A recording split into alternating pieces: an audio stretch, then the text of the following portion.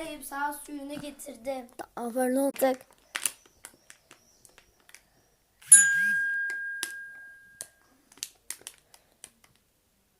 Lan ne yapıyorsun? Ne oldu? Lan hayvan. Afrika'dakiler su bulamıyor. Sen nasıl su içiyorsun? Kovuldun. Ne?